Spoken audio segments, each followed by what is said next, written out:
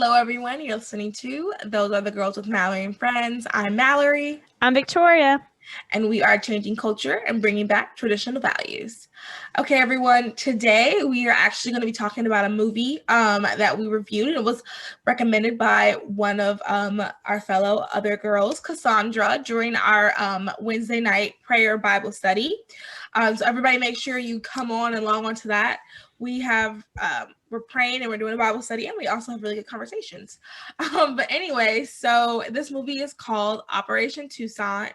And it was on Amazon Prime. So I highly recommend you watch it. It was heavy, but it was really good. So we're just going to talk about what we learned in that, and it all is going to be in the theme of our Human Trafficking Month. I want to remind everybody that we also are doing we're donating to True Justice International, so you can order a t-shirt on our website, and 100% of the proceeds of that t-shirt goes to True Justice International. So we're a little behind on our goal, but we still have 8 or 9, 10 maybe or so days left to meet this goal. So it'd be great if you guys can donate. All right, so Victoria, you want to give us a synopsis, I guess, maybe? Yes. So, hold on. Sorry.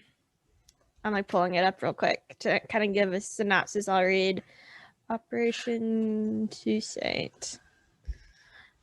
All right, so I didn't realize this is a book. Oh, it's a book too? Yeah, Interesting. All right, so Operation Toussaint is a documentary that follows Tim Ballard and his organization, Operation Underground Railroad, and it shows him and his special forces team go undercover in Haiti to bring a ring of sex traffickers who bribe their way out of the jail to justice. And it's really interesting. It kind of shows what you really don't see, and he talks about, because he was a special force agent that dealt with human trafficking, and how he knew that what the U.S. government's doing is just not enough. He goes, I've done so much, but I want to do more. And that's really kind of where we start. It's kind of a little bit of a backstory for him. And it also talks about why he got into it. So it was, I think, he found out this little boy who was an American citizen born in America was living there with his dad, or with his family, who's Haitian, and his dad's a pastor, and the little boy was kidnapped and used for child sex trafficking. And so he heard about the story. He's like, I have to go do something about it. And so him and his team worked together to try to find this little boy, and to this day they still haven't found him, which was heartbreaking. Yeah. And yeah. Oh, sorry, go ahead. Oh, no, you're good. And what surprised me so much is how they set up these I guess compounds where these kids are. So they kidnap these kids, they set them up as compounds, they call them orphanages, and people will literally go in there and pay $10,000 to $15,000 per child to use them as a slave, essentially. Yeah. Sex slave. Yeah, one of the things, I took some notes while watching. Oh, me too. They said that it was either, sorry y'all for moving the mic. They said either sex, labor, or even organ harvesting. See, that's that one I was shocked. And I think they said about there's more, first off, there's more enslaved people today than any other time in history. Yeah. And it's just not talked about. And he was talking about how he's trying to bring awareness, because it's not talked about whatsoever. No, it's not. And I think that part of the reason why it's not talked about is because it's super uncomfortable. Mm-hmm. And I think people don't realize that, like, yes, he went to Haiti to rescue those kids, but at the very beginning of the movie, he talks about how Americans are the highest consumers of child porn. But as we learned in last week's episode, it should be called child sexual abuse material. So that's what we'll just call it from now on. But Americans are the highest producers and consumers of that, and Americans go to other countries to get these children to have sexual relations with them. Do you remember what he called it? He said this isn't child porn. Did he call it what last week's episode said? No, he called it, I don't write down what he called it, like sex slave or something like that? Yeah, I think he said something about like I think he said like sex slaves or something like that. Mm-hmm. But he didn't call it he said child pornography at the beginning, and then he said this is what we're going to call it from now on, which I like that people are starting to say, because also too, and this is what Landon said last week, that it's not, child porn isn't a category of porn. Like that's not like shouldn't be something that we like normalize. It's sexual abuse, child sexual abuse material.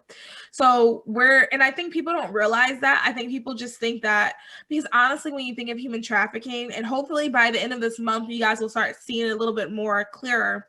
But when you think of human trafficking, you think of like Taken, the movie Taken, and people go to other countries and it's strangers. But as we've been learning, only 9% of traffickers are strangers. So I think, and also too, even in that movie, they were talking about how it was like sometimes the parents would drop their kids off to these traffickers. And but yeah, so that's just even they were talking about too, like a lot of it happened after the earthquake, because all these kids became orphans. And I think they're talking about like one of the little girls who was in it for I think 8 years. When they rescued her, and she was 6 years old, and she lost both her parents in the earthquake. They both died. And a woman came up to her and it's like, I will keep you safe. I'll make sure you're fed and you're taken care of. And I was a 6-year-old. You have no supervision. You don't know, like you have no parents. Of course you're gonna go with this lady. Yeah, you're gonna trust him. It's like, oh, she cares about me. She wants to take care of me. And then she's selling you into sex trafficking. Yeah. And I do want to talk about that. I want to talk about, I was like, throughout the whole movie, I actually watched it with my entire family. And throughout the whole movie, I just kept thinking, like, why are, like, there were 3 women, and like the whole operation, their main goal was to get one of the women because she was like the leader. She was like head pimp. She was in charge of everything. She was the boss. And I just kept thinking, like, how as a woman can you, like, not saying men are evil or anything, but I just feel like we have something in us to like not do that type of stuff. My mom said the same thing. Yeah. And I was listening. Okay, I remember. Dax Shepard had on, I think it was the attorney for the Epstein case for the girls. And he kind of asked a similar question. And it's because usually those, like that woman who's like, I guess the head pimp, she was most likely also taken in for sex trafficking and moved up, because that's what they do, is they use these women who have already been in it to recruit. Yeah. That's so sad. And I mean, oh gosh. And it's a tough situation to be in, because if you see the video, that woman has no remorse. She's like, basically like, yeah, I did it. I'm not going to tell on you. And it's kind of hard to have compassion for her, because you're like, she's doing this evil thing. But, if I heard she had been through the same situation, I would like, then, that softens my heart to her. But it's such a very tough situation to be in. And also too, I was just thinking, like, for all of us listeners to think about is that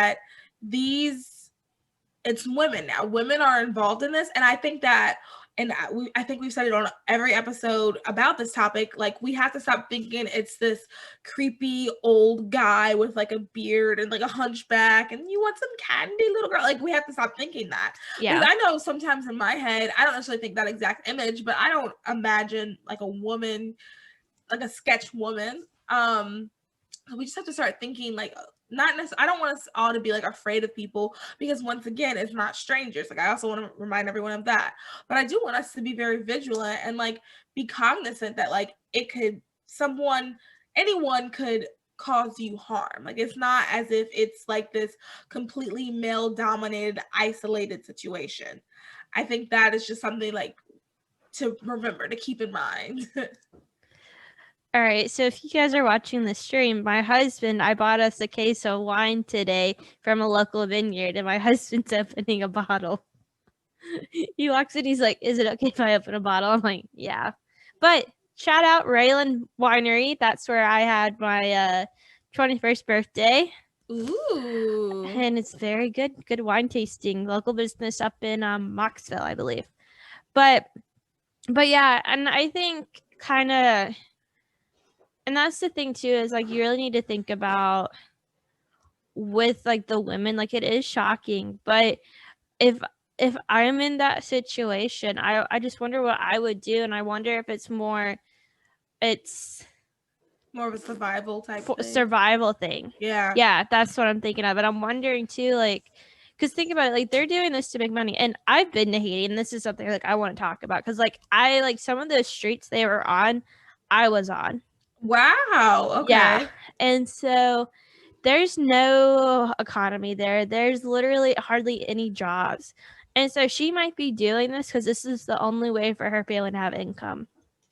Which, I mean, that's not excusable whatsoever. Right. But it adds another layer of nuance. Yeah. Like, they're, like, I mean, most of these people are evil. For sure. Like, these people are evil. But you also need to be like, okay, I wonder, there has to be something more. Especially with these women, like, there has to be something more. Because as a woman, how could you do that? Yeah, you're right. There has to be something else, because I just can't imagine, like, especially to children. That's just so hard for me to picture. And then some of those guys were just so skeevy, and when they were creepy.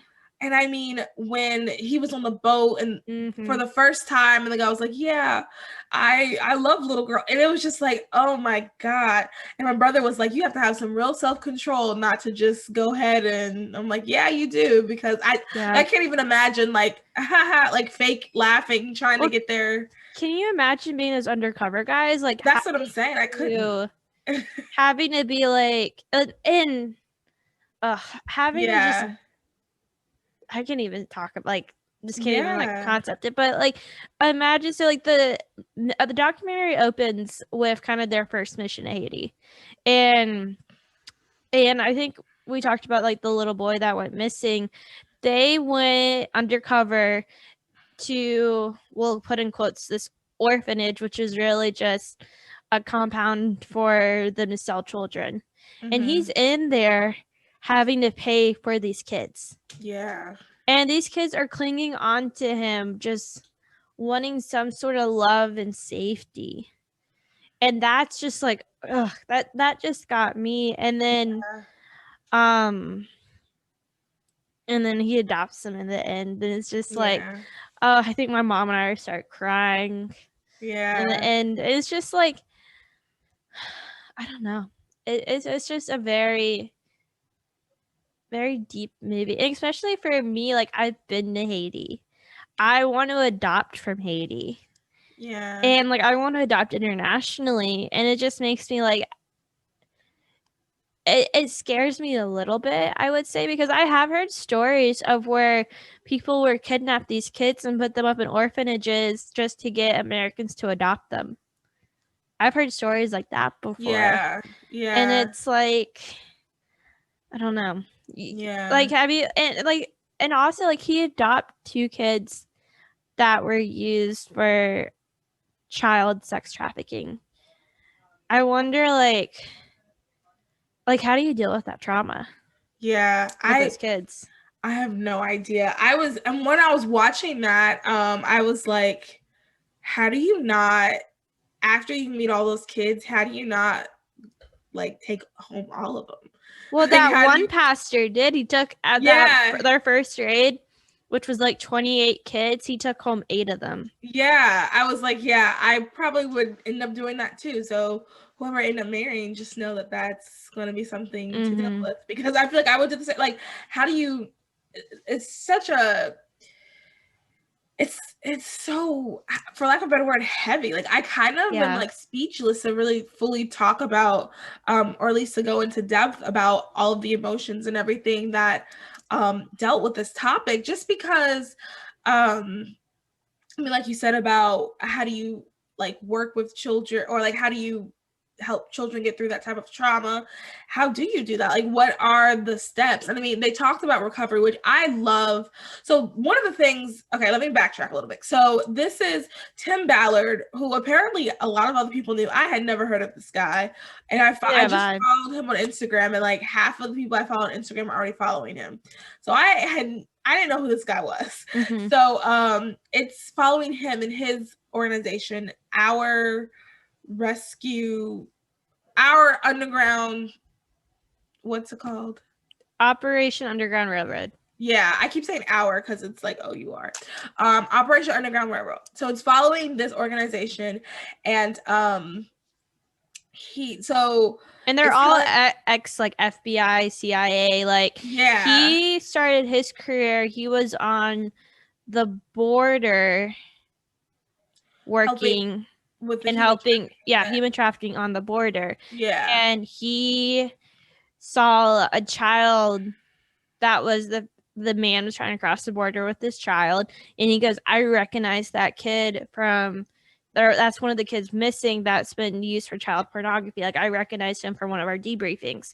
And they like arrested the guy, and he was talking about how he gets the kid, and like the kid's just like holding on to him, and it's like a 6-year-old little boy, and he gets home and literally just collapses because he has a 6-year-old boy. And he was saying like the dichotomy of like the only difference is between the two kids, it's like one was born into like a safe environment, a loving family. So it's like that's kind of how it starts. And then the other thing I loved is like the wife. She at first she was like, oh, I don't want you to do child sex trafficking. Like, that's really heavy. Like, we have kids. I don't want you to, because it's gonna change you, because that's a lot. Being in that environment all the time, if that's all you see, that's really, really difficult. So she's like, I don't want you to do it. And the next day she woke up crying or something like that, and she changed her mind. It was like, no, because we have kids, you have to do this. And I just loved how they like worked together, and how they already had like 7 kids, right? They already had like 7 kids, and then they adopted the other 2. And she's like, we already have too many kids. I guess we'll just take 2 more. Like, she was just so like casual about like, this is, I mean, we already have some. Why not add to, like, they need love. And I think she said something toward the end about it, and she made a comment. It was like, there's so many kids that need love, and we have a house of love. She didn't say these exact words, but essentially she was like, there's so many kids who need love, and we have a house of love. So why would we not like take them in? Yeah. That was like that wasn't her exact words, but that was like the gist of what she was saying. And that was great too. And I think like as someone who is not married, I just really loved like their dynamic, and that's like something like, and I love the like how like into family he is too. Like, if you hear him talk about like how much he loves his wife and cares about his children, I think that's so great. Especially like, I don't know, maybe I've just only been around like trash guys, but I feel like almost all the guys I know are like, oh god, kids. Yeah. And you could tell they definitely built their family up on faith. Their what is the word? Like the bottom part, base, that foundation. Thank you. They built their foundation on faith. And like, I really like, you could see that like right then and there, because of how much like they support each other and like focus on each other, and just really listening to God. And like, even you'll see later on when they go out on this mission, they pray before it.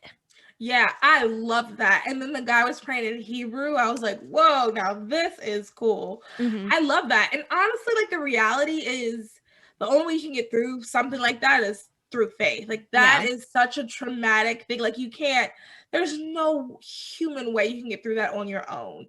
Yeah. There's no way because it's a twofold. It's like something against your spirit, something against your physical body, something against your mind. It's just a lot of things. And the only way to get through that is through God. And I love that. And I know what the other thing I was going to say. Another thing I really liked about his organization, Operation Underground Railroad, is that they do also like aftercare. And Mm-hmm. what I like about that is he does not strike me as someone who knows all about aftercare, so he has other people do that. And I think that's really good to see when organizations like everybody has gifts, and I think that's just Mm-hmm. something super important. So if you're watching, if you watch the movie, if you're listening and you're like, I want to do something, like we all have gifts. All you have to Mm-hmm. do is just use what God gave you. Like when I was watching that movie, I was thinking, man, that must feel great to go in and arrest those guys and to be like, ha, you lose, you're going to jail, like I was like, that must feel great. But the reality is Mallory cannot do that.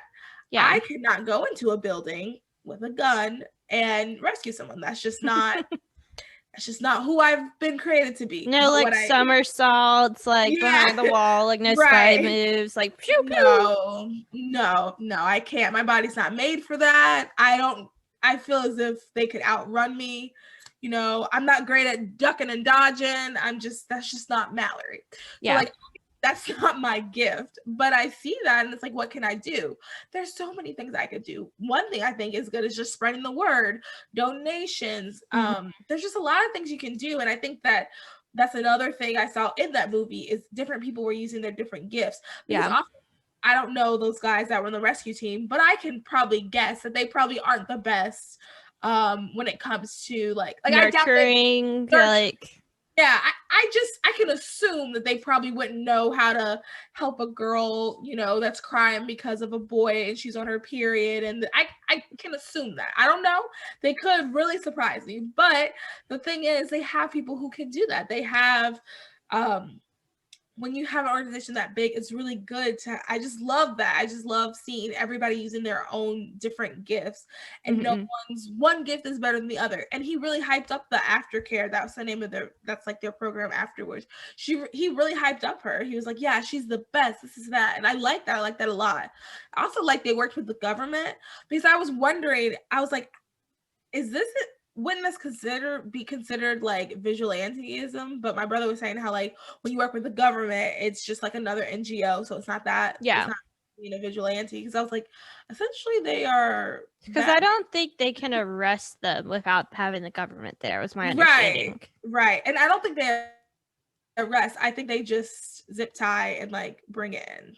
Yeah. I thought that was what was happening. Well, they worked with the police there. So like the police in Port-au-Prince, they worked with okay, yeah. Yeah, because there was a bunch of Haitians that was with them. Yeah. Oh, true. When they were doing the montage of them practicing with the guns, Mm-hmm. I was like, I really hope this is like just a montage and not like the day before. Like, oh yeah, guys, so let me show you how to use a gun the day before. That just made me chuckle thinking about that. But also too, do you think that guy was an American citizen? No. There was a part, me neither. There was a part where like he went to it. Yeah, go ahead.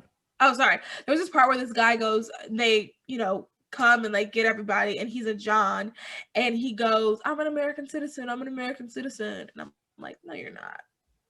That's not true. I think he only said that because I wonder if it's just like he can't necessarily get arrested or charged in Haiti.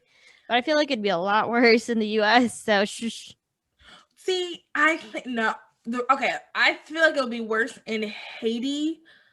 But I feel only because long story short, when I was in the Dominican, I went there on a mission trip, and someone stole a book bag from one of the girls on our trip, and I'll never forget this. So the girl, they found the book bag and everything, and the girl went to go to the police department or whatever, and apparently they didn't even like know if the guy really knew, but they found a guy who might know the bag, and like they beat him until they told him where the bag was. Yeah. It just happened that he knew where the bag was.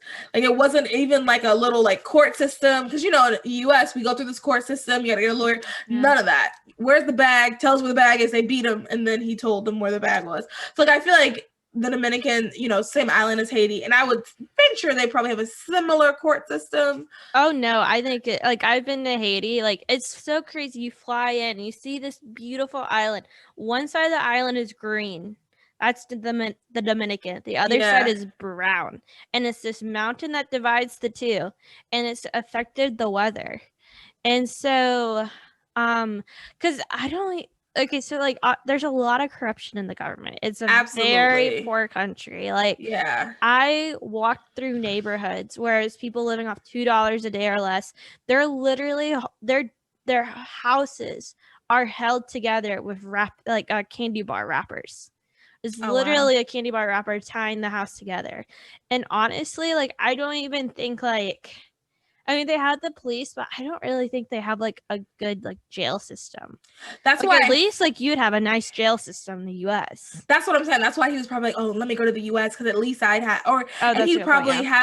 and he'd probably have a few like months just chilling, because you know even in the U.S. there are people like sometimes homeless people will do things to go to jail just so they can have a bed and a place to stay. So I feel like that's why he said he was an American citizen. But I don't know. Because I also wonder if they don't have the room or the space and they'll just let them back out on the street eventually. Like you have like a shorter sentence. Yeah. That's what I was thinking. Like they'll eventually get back out on the street. But it's crazy because like some of those streets they were on, like I drove down, like I was on. Yeah. Like there's children running around everywhere. And it saddens me thinking like how easy it is for them to be kidnapped there. Absolutely. And my mom went after the earthquake. Mm-hmm. That feels like forever ago. That was I think 2008. I think so. I was in the 9th grade. I know that. Oh, so I guess it would be 2009. Oh, 2009. Yeah. Yeah. Yeah, because I went back in 2017 and like there was still structural damage everywhere from the earthquake because there's no money to fix anything. Yeah. Oh, and I think like sometimes we feel so detached because we have a lot of problems here in the US. We absolutely do. But like the reality is like we really like, even I feel like our poorest don't live as the semi-wealthy in other countries. And I think that's just like a reality. Like we are so blessed here. And yes, there's a lot of issues we have that we do need to fix, but like there is so much worse in so many other places. And I forgot where I was going with that. I forgot where I was going. But yeah, the earthquake really devastated that island. They've been hit hard by hurricanes the last couple of years too. Like, and like there's most third world countries, a lot of time it is agriculture. But the soil is so bad in Haiti, it's near impossible to grow. Like they really don't have. Okay, I didn't know that. Yeah, so the Dominican is nice though. Yes, because they're on the other side of the mountain, so they get the rain and all of that. Yeah. And so Haiti is brown. The ports used to be kind of their big thing. Like they're able to have like huge ports doing exports, and then when the earthquake happened, it made the ports shallow, so now they're too shallow to have the big boats come in.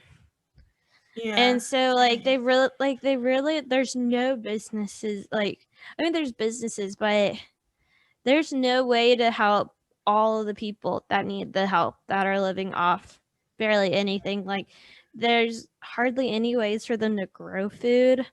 I mean, I remember walking through that neighborhood I mentioned earlier, and there's literally these kids and these people selling mud pies.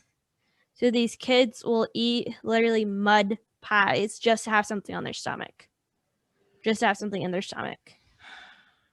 And and I think that's why I don't I think that's why I understand why some of those Haitians were doing what they're doing to make money, because there's no way to make money. Like I understand, like I don't condone it whatsoever. I think it's awful what they're doing, but I think humans will do horrible things when their life and their family's lives are threatened. Mm-hmm. And I think that's what you really see in these third world countries. This is why they do this human trafficking, this slavery, because they'll do whatever they can to make sure them and their family are safe. That is awful. And I just thought of, I wonder how Haiti's doing right now with COVID. Oh, I mean, they are not. So I've been trying to get down there since last year. And so I haven't been able to go because they had riots in 2019 because of like government issues. And then COVID hit, and they're not letting any nonprofits in because they go, our case numbers are down, because they're an island. They go, our numbers are down. We're not letting anybody in. Yeah. And so they're like, we want your help, but we're not letting you in because that would be more catastrophic than anything. Yeah. It's like, I'm planning on going down there once a country opens up. Like, I would do some work with a nonprofit, Haiti Outreach Ministries. And they do a lot, having like a medical facility, a dental facility, and schools, like multiple schools. And I really want to work with them to create jobs and kind of teach women how to be entrepreneurs. Love that. And so that's kind of what I've been wanting to do, but we haven't been able to go down there. Because, like, I mean, and I think this is why this movie just hurts so much to watch, is because Haiti has such a big part of my life and, like, a big, like, part of my heart. And it's, like, the best way to describe it, it's a beautifully broken country. And it just really, like, hurt my heart to see something that happened, like, a country I love so much. Yeah. And I had no idea it was going to be about Haiti. I thought it was going to be about the U.S. Yeah. Yeah. I was shocked. And then they started talking about Haiti. I was like, oh, is this? And then when they said the whole thing about like people from America go to Haiti to get, I was just like, oh, this. I think that's the other thing that just really like bothers me too, is people are they're going out of their way. And there are some resorts down there, like their number one, like the only way they make money is tourism. Yeah. And there are some nice resorts. Most of them are where cruise ships dock. I was gonna say, I know there's a lot of cruises to Haiti. Yeah, and like honestly, like the airport's like not that nice. It's very like, I don't want to say sketchy, but I mean it's okay. It's not good infrastructure. But it's not yeah. It's not what you would expect when you go there to go to a very nice resort. I don't think you'd go in from the airport. Yeah. Because like I think like even some of the runways at the airport are still closed because of the earthquake. That's so sad. And it's like, what do we do? Like, how do you... That was my question. It's like, all right, like what's next? Like, our months almost up with human trafficking. Like, what's next? Like, honest to God, I was just like ready to like jump on a plane and just go take all those kids and be like, oh, me too. I'll love you forever. Like, I've been thinking about that. I was like, I'm a single woman. How am I going to, like, if I adopt some boys, how am I going to make sure, because I'm super girly, how am I going to make sure that they're masculine? How am I going to make sure that they know? I was like thinking, I was like, okay, if I adopt some kids, so it's like, what do we do next? Like, how do we, the only thing I can think of really is that at the end of the day, there is nothing right now that I can physically do other than spread the word, other than donate money, other than like things like that. I am going to go to the website and see like what all, maybe like volunteer opportunities that they have or something like that in our area. I'm not quite sure what all they do, because I just finished the movie and I haven't gotten a chance to research it. But I definitely, and especially like, I really think that first of all, I think that the idea of doing the Human Trafficking Month and all of the stuff we were learning about Operation Underground Railroad, as well as True Justice International, I think that's not just like a coincidence. I think God, everyone listening, I think God somehow had a reason for you to listen. And that doesn't mean, you go and knock on your neighbor's door who you think is creepy. I'm not saying do that either, but I think that just means, with this information, go forth and see what you can do in your communities, as well as, and that's the other thing too, I'm really big on let's work on our community, because I think that's important, but we also see it's outside of our community and what is happening in our own communities. That is what is affecting other people too. Yeah. Because he talked about, and this, y'all know, if you know me for 5 seconds, you know how much I hate porn. What really blew my mind, and what I'm like, yes, that's exactly true, is he was talking about what happens is people start watching porn when they're like 8. They get like a Playboy magazine. And he said, like, this is the same thing, like, when he was working for the FBI, like, when they would get a someone involved with child pornography, this is literally the cookie cutter model. Yep.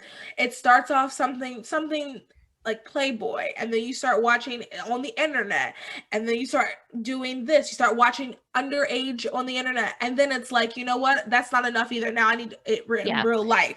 So that's how it starts. So I think that's something that we can do too. Like, we can look at ourselves, like, what are we doing? And I'm not, I'm not trying to shame anyone that watches porn. I'm not trying to do that at all. I understand that it is a struggle. It is something that you will need help with. So fightthenewdrug.com is great for that. But I'm just saying, like, just think about things that are going on. Your friends, your family members that, are struggling with something like that. No, do not shame people. Shame people does not work. I don't care what anybody says. That does not work. Yeah. And I think, and I will say, like, I think, like, the difference, like, I think these people have a sex addiction where I don't think you're not everyday porn watcher, but, like, I think my understanding was they're mainly, like, they have a big sex addiction. It wasn't like they watched porn once and it was fine. Like, it was, they had a sex addiction going into it. And like, with every addiction, like, you start getting used to it. And you go, okay, what can I do more? What can I do more? Like, I'm not getting that hit of, I think it's dopamine. I'm not getting that hit anymore. Like, what can I do more? Yeah. Yes, very true. I think that's a very good point too. Because I want to make a clarification, like, not every person who watches porn will go into child sex trafficking and all that. Right. Yeah, very good point. And if you listen, I don't think you're going to turn into that either. I want to make good distinction. I do think that is something that you should be aware of, and that you should, try to work on, because at the end of the day, it's, these things add up. And, like, hey, maybe you might not and I don't think people start off like addicted to porn either. I think it's just kind of like, because it's so ingrained in our culture, you might watch it with a boyfriend, you might watch it with your girlfriend, or a group of girls might get together. Hey, actually, I don't know, I feel like that's weird. Not that I'm saying that loud. I feel like I think there's people who are more prone to addiction than others. Like, a sex addiction's the same thing as a heroin addiction, alcohol addiction, caffeine addiction, for crying out loud. Like, it just really, I think, like, it depends on the person. Yeah. And all this to say that, like, I think that's just something we can all look at, and, like, we can work on ourselves, and we see how that addiction can affect other people, how what we're doing in our own homes can reach out and affect people thousands of miles away from us. So I think that those are just some action steps. Like, go after listening to this, do some research on some organizations that you can be a part of, do some research on some, like, share this episode, watch the movie, learn something, talk about it, and then look at yourself, like, what are you doing? And also too, like, when you are thinking about it, I think praying is a good thing too, because when we don't know what to do, I think one of the best and most important things we can do is to pray. I think praying for the victims, praying for those who are out there, because I mean, that's another thing too. Tim and his team, like, I'm going to really be praying for them, because I just can't imagine being in that line of fire. Yeah. And, like, not only is it, like, heavy as in, like, spiritually, it's dangerous physically, because at the end of the day, the ones they showed us, Operation they showed us, people didn't really fight back because it was a surprise, and I think they probably wouldn't want to show us where I'm sure people shoot back eventually. Like, I'm sure people, they come in because at the end of the day, like, human trafficking is a good business because you can use the product over and over again. Yeah. And what, I mean, our True Justice episode, why am I blanking on her name right now? Tracy, like, she's saying, like, this is a multi-billion-dollar business. Yeah. So people are going to fight for their product. I was actually surprised, but I guess they didn't really want to show us one where, like, there's, like, a bunch of, like, shooting back and forth. But, like, people are going to fight for this. So I'm sure it's a very dangerous. Also, too, like, those people now in Haiti, they know, okay, these are the men that come in here and they do this. So I'm sure there's, like, bounties on their head because, once again, if you're running $1 billion business and someone's trying to get your product, you're going to defend it. So we should be praying for them. We should be praying for the victims. Like I said that already, but, like, also their aftercare, because, once again, that is, I mean, I'm sure that has to be traumatizing, especially because they were, like, the kids that they were talking about were so young. Yeah. I mean, the oldest age I think they said was like 15. So that means like 14, 10 8 years old. They're so young. They're 6 years old, 5-year-olds. Yeah. But I would also add on, pray also for the people who are doing the action, because there is something wrong with them. Like, something's not quite right. Yeah. And just, I guess, pray, was it redemption? Is that the right word? Yeah. I guess pray for repentance. Thank you. I'm like, it's not redemption. So pray for their repentance. And I mean, because child trafficking will not go. Yeah, the traffickers. Because child trafficking will not go away until the traffickers go away. Yeah. Well, until the demand is gone, really. Yeah, I feel like if people... Well, yeah, that's what I was meaning. Like, even the people who are like, needing to use the product. Yeah. Like, just pray for them, because, I mean, it's not going to go away until the demand goes away. Yeah. Yeah, 100%. Yeah. We really... That was a heavy movie. Yeah, it was. And I don't, like, I want to say more, and I'm trying to think of what more to say, but I don't know what more to say other than, like, I want to do something. Like, I had no idea, like, I knew it was bad. Once again, and I said this when I was in Israel and they were talking about, like, the Christians that were being persecuted. I knew it was bad, but I guess you don't really know until you, like, see something and, like, you're really, like, you hear it out of the voice, and, like, and honestly, I've always wanted to adopt, and it, like, makes me want to adopt even more now. No, me too. Like, well, I will say a few facts, and then we can close out if that's good with you. Yeah. All right, so here's a few facts from the movie. Over 40 million modern-day slaves in the world, and there's thousands in the U.S. The U.S. creates the demand, so they're the highest producer and consumer of child pornography. Every 30 seconds, a child is sold. That's about 6 million children. There are more people enslaved today than any other time in history. 2 million children are forced to be sex slaves in this world. And that's pretty much it. Those are some heavy stats. Yeah. And I guess like you said, we'll just end it on that. And I do want to reiterate just some action steps, because I do like to close it out. And I'm just going to repeat it again. Do some research on organizations that can use your help. Donate to order a t-shirt, and the t-shirt will A, bring awareness, and B, it's going to go to an organization in North Carolina that's in our backyard, those of us that are in the US and in North Carolina. You know, volunteer. I'm sure there's things that you can volunteer with. And then also look at yourself. Like, what are some things that you're doing that could possibly be helping the demand? Landon talks about it in her episode too. So yeah, just do those things. I think you guys should definitely watch it, especially if this is something that's interesting to you, something that's on your heart. Please watch the movie. It's on Amazon Prime. Highly recommend it. I think it's on YouTube as well if you don't have Amazon Prime. Highly recommended. And just do something. When you hear these things, I think it's just good to go out and, like, make some sort of actionable step. All right. Yep. Yeah. So don't forget to donate to True Justice International. It's on our website. And we'll talk to you guys later. Yep. Talk to you guys later. Bye.